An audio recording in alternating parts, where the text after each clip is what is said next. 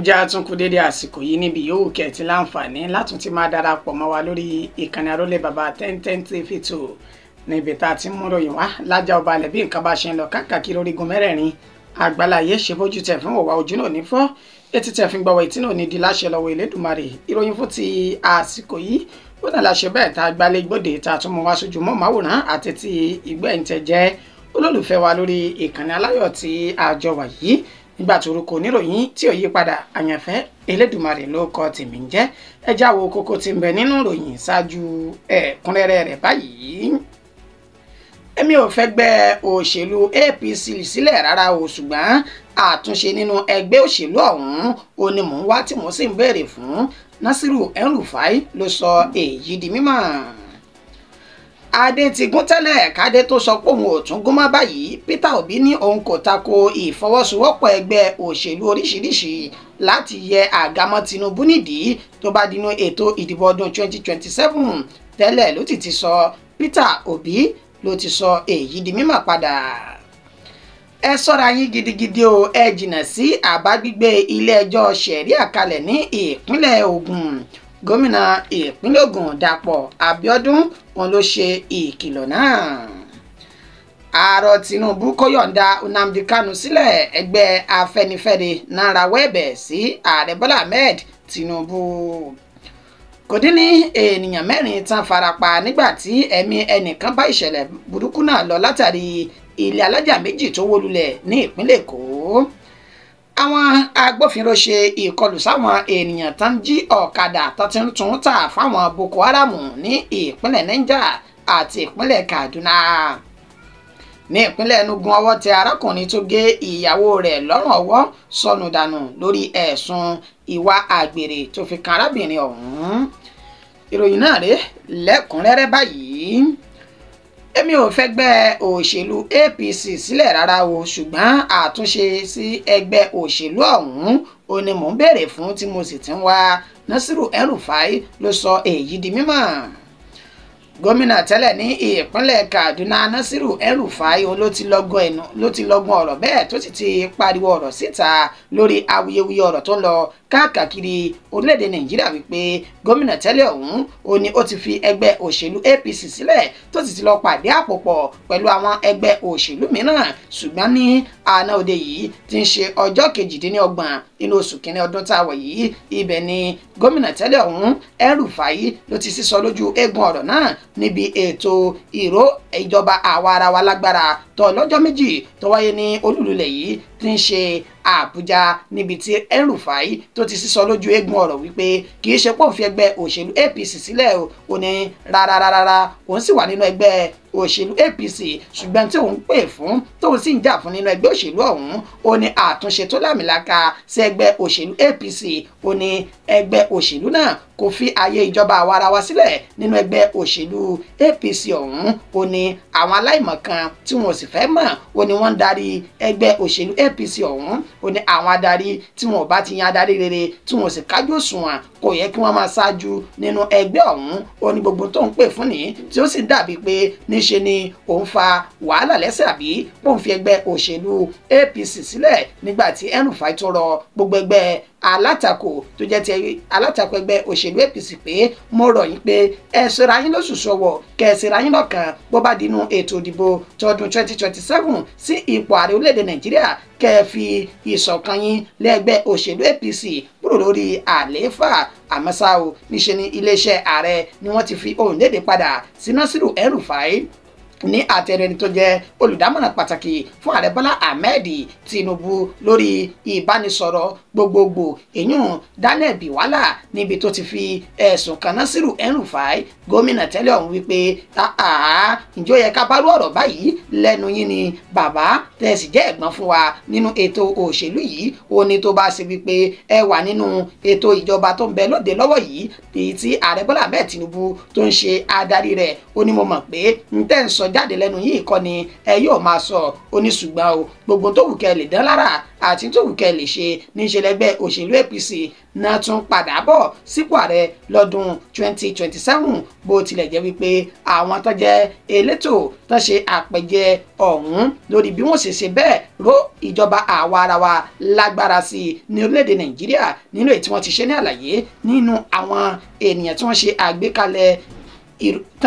àgbékalẹ̀ ètò náà níbi tá a ti rí African Center for Leadership, Strategy and Development àti Center for Democracy and Development pẹ̀lú àwọn ẹgbẹ́ tó kù tí wọ́n jọ ṣe agbátẹrù ètò ọ̀hún níbi tán ti ní ìjọba àwarawa ní orílẹ̀-èdè Nàìjíríà bó ṣe ń pé ọdún 25 báyìí ní ṣe ló yẹ kí ó ti ju ibi tó wà yìí lọ ètò wọn sì ní àwọn ṣe àgbékalẹ̀ ètò náà láti fi lè ró ìjọba àwarawa ní agbára sí i kí ìṣèjọba tó lámìlaka àti tó péjú owó kó lè wà ní orílẹ̀-èdè Nàìjíríà látẹnu ẹni tó jẹ́ ọ̀kan lára àwọn tí wọ́n ṣe bẹ́ẹ̀ ṣe agbátẹrù ètò ọ̀hún Ezenwa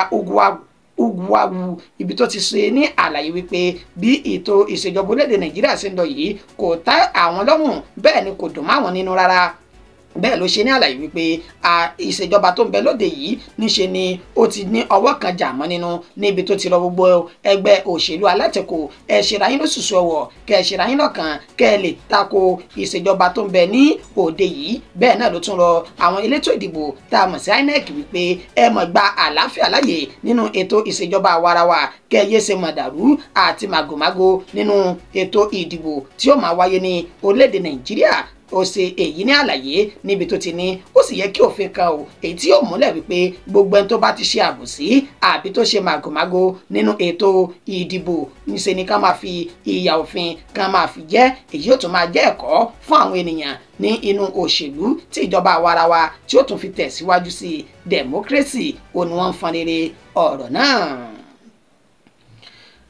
Adé ti gún tẹ́lẹ̀ kádé tún sọ pé òun kò gún mọ́ báyìí Peter Obi ní òun kò tako ìfọwọ́sowọ́pọ̀ ẹgbẹ́ òṣèlú oríṣiríṣi láti yẹ àga mọ́ Tinubu nídìí bó bá dínú ètò ìdìbò tọdún 2027 tẹ́ ẹ bá gbàgbé àti mú ìròyìn kan wá ṣáájú tẹ́lẹ̀ níbi tí olùdíje sí ipò ààrẹ nínú ẹgbẹ́ òṣèlú Labour Party lọ́dún 2023 tó tún jẹ́ gómìnà tẹ́lẹ̀ ní ìpínlẹ̀ Anambra Peter Obi níbi tó ti fún rere ọ̀rọ̀ síta níbi ètò ìró ìṣèjọba àwarawa lágbára ọlọ́jọ́ méjì tó wáyé ní olúlulẹ̀ tí ń ṣe Àbújá níbi tí Peter Obi tó ti ṣe ní àlàyé wípé òun kò ní àjọṣepọ̀ kankan pẹ̀lú ẹgbẹ́ òṣèlú kankan láti yọ ààrẹ Bọ́lá Ahmed Tinubu ní ipò agbára gẹ́gẹ́ bí ààrẹ orílẹ̀-èdè Nàìjíríà lọ́dún 2027 tó ní tó jẹ́ òun lógún jùlọ ó ní bí orílẹ̀-èdè Nàìjíríà yóò sì ní ìdàgbàsókè sí nínú ètò gbogbo àmọ́ ò ní ṣe ni Peter Obi ló tún jáde sójú ayélujára X rẹ̀ níbi tó ti ṣe ní àlàyé níbẹ̀ lánàá òde yìí ó ní òun kò sọ wípé òun ò fi ọwọ́ sowọ́pọ̀ pẹ̀lú ẹgbẹ́ òṣèlú láti ṣe àtakò sí ìjọba tó ń bẹ lóde yìí ó ní ṣùgbọ́n àtakò tó ń fẹ́ ṣe àbí àjọṣepọ̀ tí ó wà láàrin òun àtàwọn ẹgbẹ́ òṣèlú míì tó bá ti lè yàtọ̀ sí ìmú ìdàgbàsókè bá ètò orílẹ̀-èdè Nàìjíríà àti ìgbáyégbádùn àwọn ọmọ orílẹ̀-èdè yìí ó ní òun kò lọ́wọ́ níbẹ̀ ó ní níṣe ni àwọn oníròyìn wọ́n ti ṣi òun gbọ́ nínú ọ̀rọ̀ tó ń sọ ó ní tó ń ṣe ní àlàyé tó ń sì fẹ́ jẹ́ kó yá àwọn ọmọ orílẹ̀-èdè Nàìjíríà ni pé òun fọwọ́ sí àjọṣepọ̀ tó bá máa mú ìtẹ̀síwájú bá orílẹ̀-èdè Nàìjíríà tí ó sì yọ ọwọ́ kílàńkó àwọn ìṣèjọba tí wọ́n jẹ́ ènìyàn burúkú ní orílẹ̀-èdè Nàìjíríà ó ní gbogbo ètò ọrọ̀ ajé orílẹ̀-èdè yìí ètò ẹ̀kọ́ àti oríṣiríṣi láti yọ àwọn ọmọ orílẹ̀-èdè Nàìjíríà kúrò nínú ìṣẹ́ àti ìyà tó fi mọ́ ibi ọ̀pàgbà fọwọ́ mẹ́kẹ́ yìí ó ní tó bá ṣe pé àrí ẹgbẹ́ òṣèlú tí wọ́n dìde fúyà láti ja ìjà yìí òun ṣetán láti ṣe àtìlẹ́yìn àti ìfọwọ́sowọ́pọ̀ pẹ̀lú wọn ó ní ṣùgbọ́n tó ń sẹ́nu wípé ipò olórí ní orílẹ̀-èdè Nàìjíríà kò yẹ kí ó jẹ́ ìfẹ́ inú àti ìmọ̀tara ẹni nìkan bí kìí ṣe ti ìfarajìn fáwọn ọmọ orílẹ̀-èdè Nàìjíríà Peter Obi ló sọ yìí dímọ̀ pé tagiri tagbára kọ́ la fi gba ìjọba bá àbá ti ní ohun tó ṣe pàtàkì àbí tó jẹ́ ní pọ̀npá láti ṣe fáwọn ọmọdéèdè Nàìjíríà òun kò lọ́wọ́ sí i àmọ́ tá a bá rẹ́gbẹ́ òṣèlú tán dìde láti gba àwọn ọmọdéèdè Nàìjíríà kalẹ̀ nínú ìṣẹ́ àti òṣì òun ṣetán láti ṣe àtìlẹ́yìn fún ẹgbẹ́ òṣèlú bẹ́ẹ̀. Ẹ ṣọ́ra yín gidigidi kẹ́ ẹ sì jìnnà sí àbá gbígbé ilé-ẹjọ́ ṣẹ̀ríà kalẹ̀ ní ìpínlẹ̀ Ògùn gómìnà Dàpọ̀ Abíọ́dún ti ìpínlẹ̀ Ògùn ló sọ èyí di mímọ̀. gómìnà ní ìpínlẹ̀ Ògùn Dàpọ̀ Abíọ́dún ló ti ṣe ní àlàyé nínú ọ̀rọ̀ tó ń gangan fúnra lára rẹ̀ tó buwọ́lù tó sì sọ síta ní ẹni tó sọ dímọ̀ wípé àwọn tí ń wúgbọ́ lórí ayélujára káàkiri nípa ìkéde dídá ilé ẹjọ́ ṣẹ̀ríà kalẹ̀ ní ìpínlẹ̀ Ògùn níbi tó ti ṣe ní àlàyé wípé ìkéde ọ̀hún àbí èròǹgbà ọ̀hún ó ní kò bá òfin mu ní ìpínlẹ̀ Ògùn ó nítorí pé àwọn ilé ẹjọ́ tí ó wà ní ìpínlẹ̀ Ògùn yìí níṣe ni wọ́n wà ní ìbámu pẹ̀lú ìwé òfin orílẹ̀-èdè Nàìjíríà ó ní ṣùgbọ́n ìṣẹ̀dálẹ̀ ìpínlẹ̀ Ògùn kò ní àjọṣepọ̀ kankan pẹ̀lú ilé ẹjọ́ ṣẹ̀ríà lẹ́yìn tí kò bá ìpínlẹ̀ ọ̀hún mu ó ní gbogbo àhesọ ọ̀rọ̀ táwọn kan ti ń gbé káàkiri pé wọ́n fẹ́ ṣe bẹ́ẹ̀ dá ilé ẹjọ́ ṣẹ̀ríà kalẹ̀ òun ò bá rọ̀ wọ́n kí wọ́n sì jìnnà sí irú àbá ọ̀hún ó nítorí wípé àwọn ilé ẹjọ́ tí ń bẹ ní abẹ́ ìwé òfin orílẹ̀-èdè Nàìjíríà tó sì fi kalẹ̀ ní ìpínlẹ̀ Ògùn ó ní ilé ẹjọ́ májísírèètì ilé ẹjọ́ gíga customary court of appeal Federal High Court National Industrial Court àti Court of Appeal tó fi mọ́ Supreme Court oníta bá ti rí àwọn ilé ẹjọ́ tó yàtọ̀ sí èyí àbí ìpéjọpọ̀ kan tí wọ́n ń sọ dímọ̀ pé bíi ti ṣẹ̀ríà ni ó ní àwọn kò ní fi àyè gbà bẹ́ẹ̀ làwọn kò sì ní fi ọwọ́ hẹ̀rẹ̀ mú irú ọ̀rọ̀ bẹ́ẹ̀ torí kó lè domi àlàáfíà ìpínlẹ̀ náà rú ó ní lóòótọ́ àti lódodo ìjọba ìpínlẹ̀ Ògùn lábẹ́ òfin àti ìlànà ìpínlẹ̀ ọ̀hún níṣe ni ó fi àyè sílẹ̀ fún ẹnikẹ́ni àbí èèyàn kéèyàn láti ṣe èyíkéyìí ẹ̀sìn tó bá wù ú tàbí kó tiẹ̀ sọ pé òun kò ṣe ẹ̀sìn kankan ní ìpínlẹ̀ ọ̀hún ó ní àwa lè torí wípé òfin àti ìgbàláàyè tó ní ká ṣe ẹ̀sìn tó wù wá ó ń bẹ ní ìpínlẹ̀ Ògùn káwá tì torí rẹ̀ tó wọn a máa kó àkójọpọ̀ èyí tí kò bá òfin mu láti máa ṣe ìdájọ́ ṣẹ̀ríà kankan ó ní fún ìdí èyí òun lọ gbogbo àwọn ènìyàn tí wọ́n bẹ ní ìgbọ́nú ọ̀rọ̀ yìí tí wọ́n ń gbìyànjú láti ṣerú iṣẹ́ bẹ́ẹ̀ kí wọ́n jìnnà sí irú àpéjọpọ̀ ọ̀hún torí wípé àwọn kò ní tẹ́wọ́ gbà wọlé ní kọ̀rọ̀kọ́ndù ìpínlẹ̀ Ògùn náà. Ààrẹ Tinubu kó yọ̀ǹda Nnamdi Kanu sílẹ̀ fún wa ẹgbẹ́ Afẹ́nifẹ́re náà rawọ́ ẹ̀bẹ̀ sí ààrẹ Bọ́lá Ahmed Tinubu bẹ́ẹ̀. Ẹgbẹ́ ilẹ̀ káàárọ̀ òjìrè tí wọ́n jẹ́ Afẹ́nifẹ́re ni wọ́n ṣe ìpàdé kan lánàá òde yìí lẹ́yìn ìpàdé gbogbogbò náà tí ó wáyé ní ilé adarí ẹgbẹ́ ọ̀hún èyún Ayọ̀ Adébánjọ èyí tí igbákejì adarí Ọba Ọládìpọ̀ Láìtàn tí ó ṣe ìdarí ètò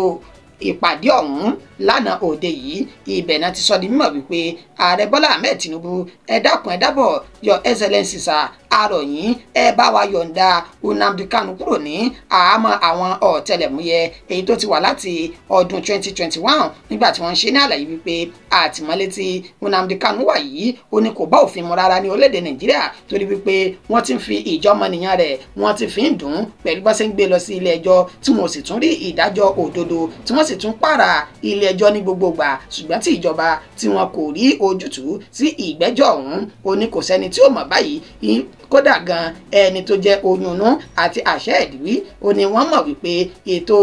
bí wọ́n ṣe fi Nnamdi Kanu sínú àtìmọ́lé yìí ó ti lọ́wọ́ kan jà mọ́ nínú pàtàkì jùlọ nípa òṣèlú ó ní Nnamdi Kanu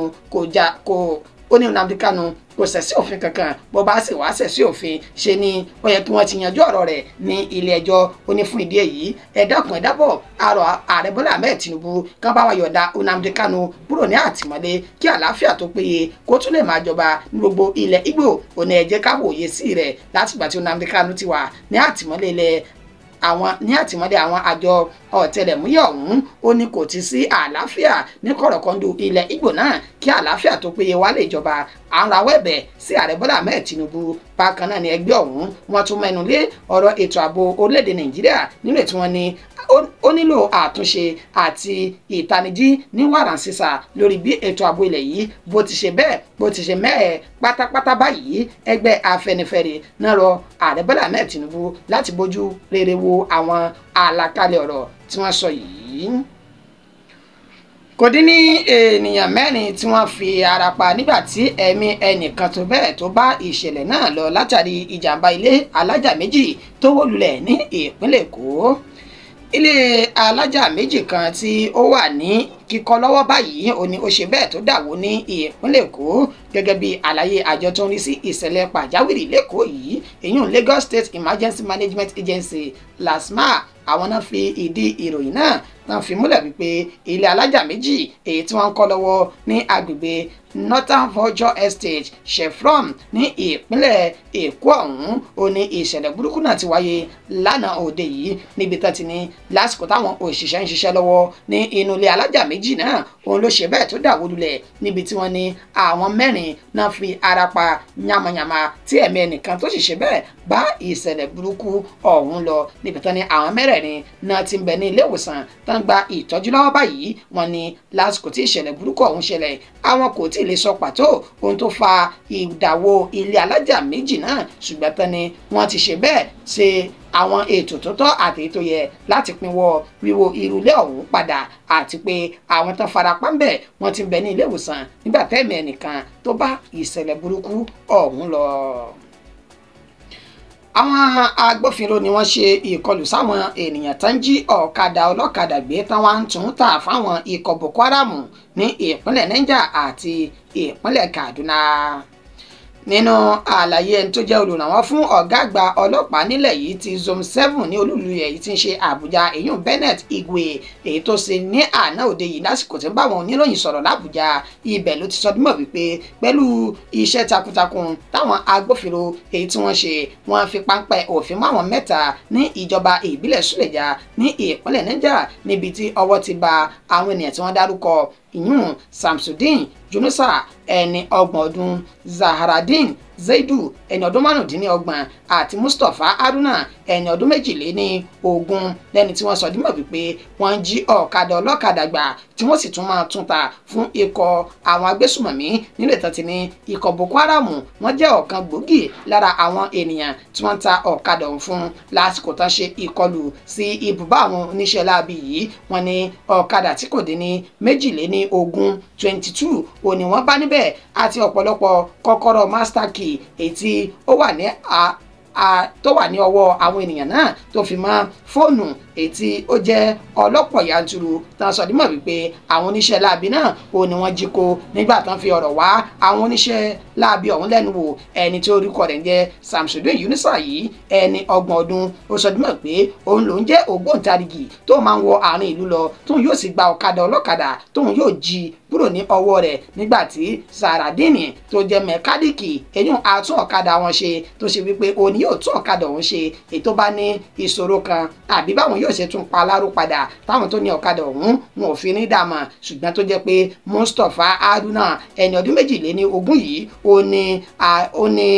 alàgàtà láàrin ikọ̀ Boko Haram àti àwọn oníṣẹ́ láabi yìí tí máa lọ rẹ̀ ń gbé ọ̀kadà ọ̀hún fún àwọn Boko Haram náà láti rà tàbí láti yá lò fún ìgbà díẹ̀ wàyí o ọwọ́ ti ba àwọn mẹ́tẹ̀ẹ̀ta báyìí gẹ́gẹ́ bí àlàyé Igwe nínú ètò ni wọ́n sì ràn àwọn lọ́wọ́ nínú ìwádìí àwọn táwọn yóò sì kọjú wọn sílé òfin láìpẹ́ yìí tí ìwádìí náà tó bá ti fi ojú hàn tán. Ní ìpínlẹ̀ Enugu ọwọ́ tẹ arákùnrin tó gé ìyàwó rẹ̀ lọ́rùn ọwọ́ sọnù dànù lórí ẹ̀sùn ìwà àgbèrè tó fi kan arábìnrin ọ̀hún. Ọ̀dọ́kùnrin tí wọ́n pe orúkọ rẹ̀ ní Sunday Ejeke ẹni ọdún 23 òní wọ́n ti fi páńpẹ́ òfin mú ní ọjọ́ àìkú tí ń ṣe ọjọ́ 29 inú oṣù tá à ń lò lọ́wọ́ yìí láì abúlé kan èyí tó pè ní Ibagwa Agu tó wà ní agbègbè Ibagwa Ani ìjọba ìbílẹ̀ Nsukka ní ìpínlẹ̀ Enugu náà nínú àlàyé tí wọ́n ṣe ìyún láti ẹni tó jẹ́ alukoro iléeṣẹ́ ọlọ́pàá ìpínlẹ̀ Enugu SP Daniel Ndukwe ó sì ní àlàyé pé ìyàwó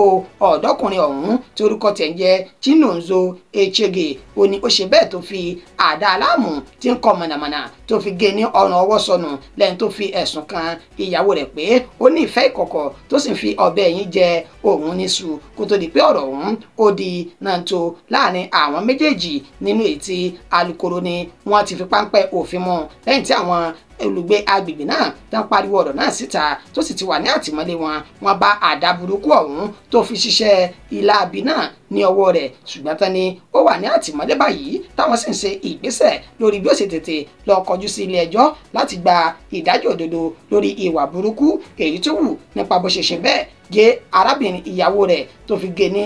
ọrùn ọwọ́ sọnù irú ìṣẹ̀lẹ̀ burúkú bẹ́ẹ̀ wọn láti mú wá wípé ó wáyé ní ìpínlẹ̀ Anambra níbi tí arákùnrin kan tó ti ṣe bẹ́ẹ̀ dáná sun ìyàwó rẹ̀ lórí ẹ̀sùn pé ó ní òun náà ń ṣe bẹ́ẹ̀ yan àlè mọ́ òun ní ara ní ìpínlẹ̀ ọ̀hún.